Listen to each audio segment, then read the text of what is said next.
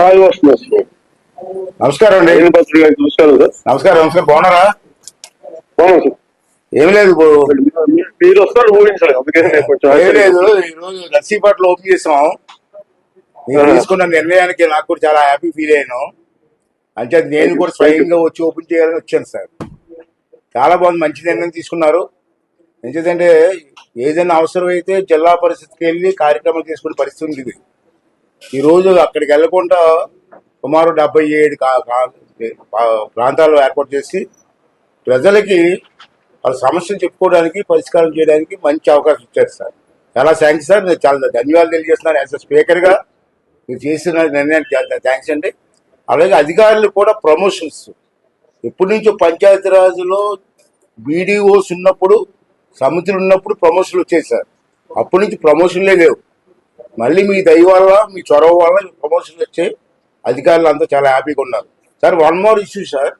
ఇప్పుడు మనకి రామనారాయణ రెడ్డి గారు శాశ్వతమైన బిల్డింగ్ కట్టమని చెప్పారు సార్. చాలా బాగుంటుంది సార్. ఒకటే మోడల్ కడితే బాగుంటుంది.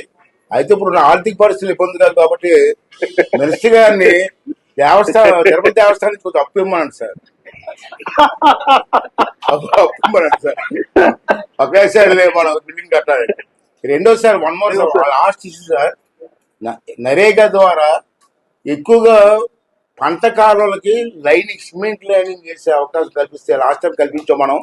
బ్రహ్మాండంగా జరిగింది.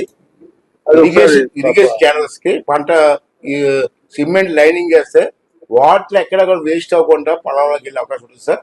అది ఒకసారి ఆలోచించేయమని చెప్పి తమ రిక్వెస్ట్ చేస్తూ, మరి మంచి కార్యక్రమం చేసినందుకు మరి మనస్ఫూర్తిగా నా తరఫున, మా నియోజకవర్గ ప్రజల తరఫున, అందరి తరఫున, జిల్లా తరఫున మీకు ధన్యవాదాలు తెలియజేస్తూ సెలవు తీసుకున్నాను సార్.